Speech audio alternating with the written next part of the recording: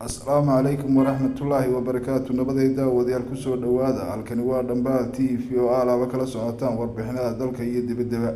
Magaalada madaxda Soomaaliya Muqdisho garoonka diyaaradaha ee ku yaala Aadan Cadde International Airport ayaa waxaa la sheegayaa barqanimadii maanta in lagu weeraray tiro hoobiyeyaal oo afar halkaas oo ay dad ku dhaawacmeen wax dhimasho aan la sheegin. Dareenka madaafiicda lagu garaacay airport ayaa waxaa laga maqlay nawaaxiga xaafadaha u dhow sida Buula Xuubay iyo degmada Hodan waa bari iyo madiinaynteeda kaleba ma jiro faahfaahin dheeraad ah ka soo baxday saraakiisha amniga.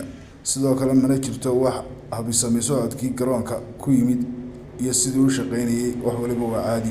Madaxda dhaqanka beelaha Hawiye ayaa kulan ay isugu yimaadeen baaq waxay ugu direen dowladda Koonfur Galbeed iyo madaxweynaheeda Cabdicasiis Laftigreen baaqaas oo daaranaa nabad. Baryahan dambe waxaa jirtay magaalada loo yaqaano Yaaq Bari Weyne in coladay ka taagnay halkaas oo la leeyahay Cabdicasiis Laftigreen ayaa wuxuu ku soo daadgureynayay ciidan. Waxaa hadaladoodii ka mid ahaa jooji ciidanka aad ku soo daadgureynayso magaalada Yaaq Bari Weyne iyagoo farayay inuu u dhagasamaado baaqyada nabadda ee loo soo jeedinayo. Madaxweynaha Jamhuuriyadda Somaliland Mudane Muuse Biixi Cabdi ayaa waxa uu safaradiisii Somaliland baryahanba ku marayay iminkana uu ku joogaa magaalada Gabiley halkaas oo uu ka wado ololihiisa xisbiga Kulmiye. Madaxweynaha waxaa la arkayay si weyn loogu soo dhaweeyay isaga iyo wafdigii uu hogaaminayayba. Sidoo kale gudoomiyaha xisbiga Wadani Cabdiraxmaan Ciro ayaa waxa uu tegay magaalada loo yaqaano Salaxley isaga iyo wafdi uu hogaaminayay halkaas oo si mug iyo miisaan loogu soo dhaweeyay. Waxaa ka dhex muuqday suldaanka guud ee beelaha Isaaq Suldaan Daawud Maxamed Cabdiqaadir.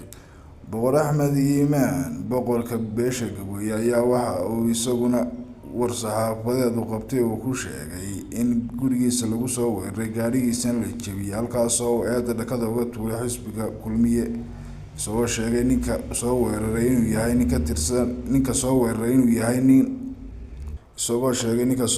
inuu yahay nin uu dhalay nin ka tirsan xisbiga Kulmiye isla markaana ah nin ku wehelinaya madaxweynaha safarkiisana uu ku marayo geyga Somaliland. Dhanka kale magaala madaxda gobolka Awdal ee Boorama ayaa madax dhaqameed ka hadashay ayaa waxay si xun u cambaareeyeen xadhigga lagula kacay Xildhibaan Maxamed Abiib oo baryahan dambeba ku xidhnaa jeelka Madheera iyaga oo sheegay in Maxamed Abiib weerarsaday kelmadda asalaam dooni mayno. iyagoo hadalkooda sii wata ayaa waxay yidhaahdeen annaga labtayadan hadda taaganna asalaam dooni mayno maanan ka mid ahayn.